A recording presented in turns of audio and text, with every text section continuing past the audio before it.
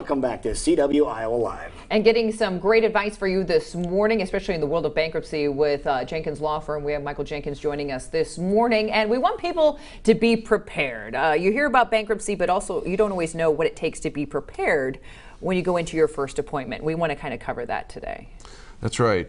So if a person's going to think about maybe I need to talk to a bankruptcy attorney and see if I'm in trouble, what I can do, it's a good idea. At least I think most of the attorneys that are doing bankruptcy offer a free consultation. Okay. At least I do. Most of the people I know do. And how about long would that take? Well, I give an hour. I don't look at my watch and go, oh, it's 65 minutes, you're out. You're out. But just to get a general feel of what is going on and what you can do for them. And if you are prepared with certain things, is that basically all you would need to really understand if you do need to go forward? Sure. For me to even understand your situation, know what would be a good route for you to go, it's important to have some proper information for us to look at. I mean, when we talk to people on the phone and set the appointment, we always ask for a very minimum amount of things. I know other attorneys require people to bring a whole bunch of things that we don't find necessary for the first appointment. But if people bring actually more than what we ask, sometimes it's a good thing.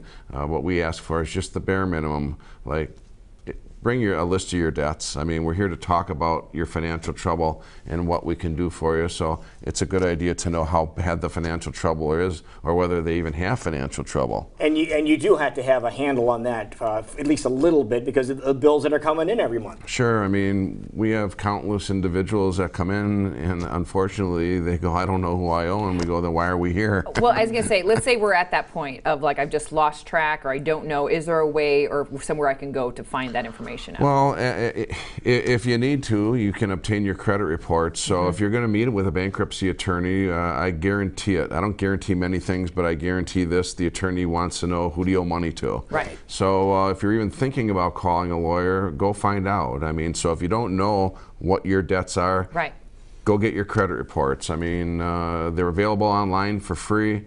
The best source we've talked about many times is annualcreditreport.com. They make available the 3 national credit reporting agencies' reports: Equifax, Experian, and TransUnion.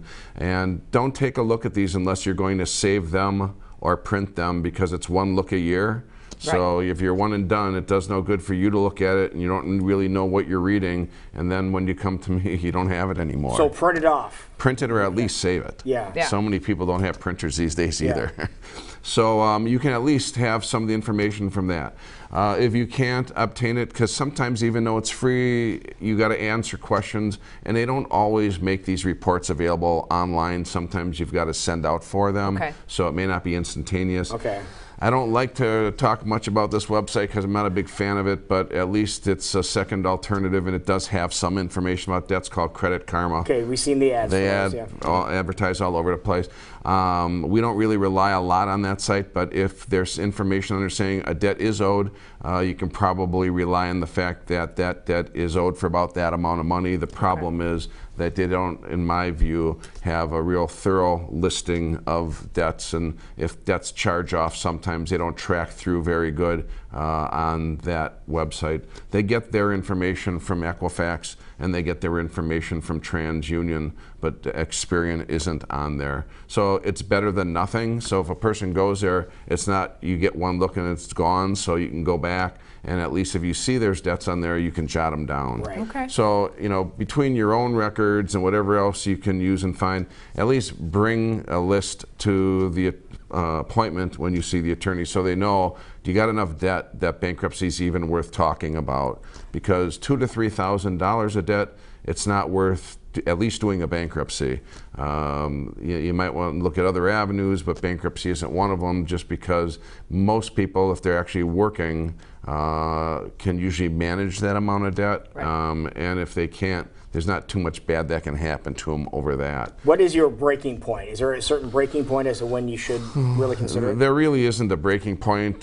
Sometimes it depends on the situation. I mean, I've done a case in a few instances where somebody maybe had $7,000 I've had a single mom making $7 an hour, and places are after the person, and they just need to really do it. And sometimes we'll get senior citizens in that may have that, and even though there's not a lot that can happen to them, it's very nerve-wracking, it's very unsettling for them to get the collection phone calls, and it just causes them a great emotional harm and distress. So if their family's got money to help them out, because oftentimes they don't, when they're seeing us with that little amount of debt, all in all, they're better off just getting rid of it and not having to deal with the harassment that might come about. And they're not really worrying about what their credit's going to be if they're already 70 years old, and they're not worrying about, well, I can't take bankruptcy again for 8 years. So these are concerns we might have with a younger individual, because you don't want to take bankruptcy on such a small amount of debt, because again, it isn't available for 8 years, and you might need it someday because you got a horrific situation. And $8,000 isn't horrific if you are younger. Well, another number you need to look at to see if that's the situation is how much money's coming in, correct? Right. So the other thing we'd like to know is, what do you make? How much money? I mean, that's very important. So we and you have to be honest about this too, don't you? Well, it's a good idea to be honest about it. Yeah, because there's a lot of people that will say they make more than they really do. Right, and this is one of those cases where you don't want to make more than you really do, because the law has a certain cutoff on who gets to file bankruptcy, and the higher the income goes, you might not be able to qualify for it. So don't overstate your income, at least not in this situation. People do it in other things, but this is the wrong avenue to do it. Okay, what's a good way to verify what you make? So we ask people to bring your last couple paycheck stubs from work. That isn't a really difficult thing for most people to do. And most of our clients, we ask them to actually do it. So it gives me a really good idea on what they are making at their job and whether they're going to qualify. Sometimes it also lets me know that they may not qualify because their income might be too high, but at least we know.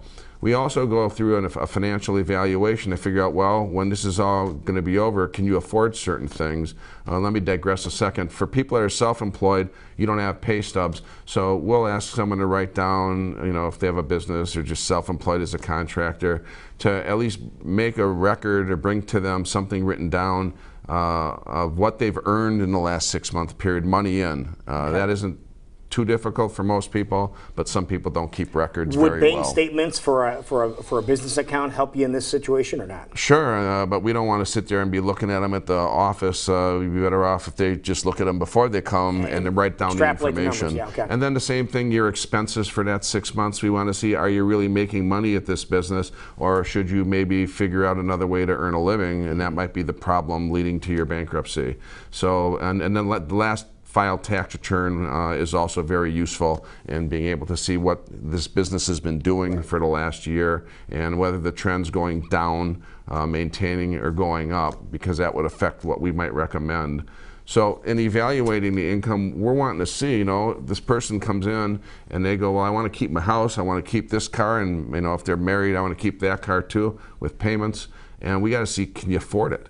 So that's why we need to know what your income is coming in a month and all your other expenses, because we may have to tell you in our judgment you can't afford it. It's not because we're mean people. You just sometimes got to see the reality that this just isn't going to work, and you're going to have to maybe look for a different car, or maybe look to not staying in this particular house, because if it costs you an amount that you're $500 upside down at the end of the month on your budget, underwater, there's $500 missing in income to cover everything, and so something's got to go. How often does that happen?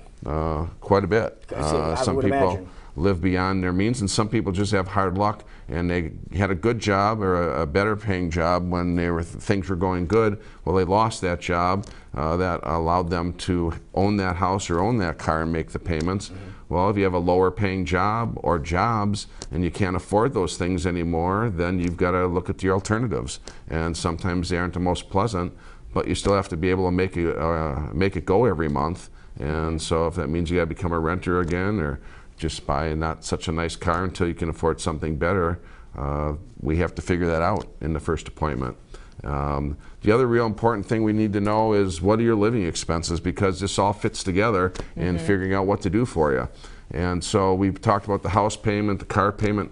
for gosh sakes, know who your mortgage is with when you come to see me. Your car payment too, know who it's with, and know how much the exact payment is, because people come in and they don't know. Yeah. I can't imagine why they don't know who their house payment's with. Right. Well, because it's just taken out automatically and they don't pay attention. Yeah. And that's what happens with a lot of the expenses. You just stop paying attention. Know what you pay for your utilities, your groceries, gas for the car insurance, life insurance, those things. Jot them down. And for married couple, sometimes it kind of falls in the lap of one person. The husband does it all, or the wife does it all. Well, if that person isn't coming to the appointment, it would be a really good idea to write those things down at home before you come to the appointment.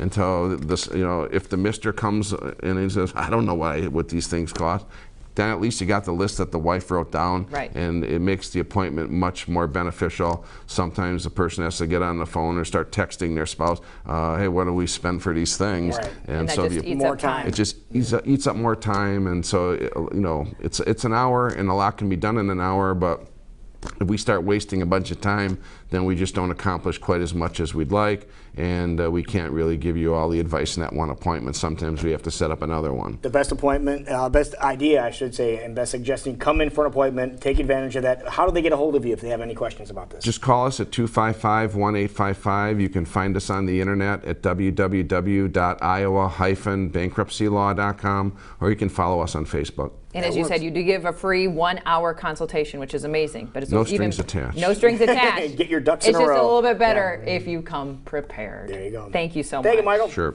All right.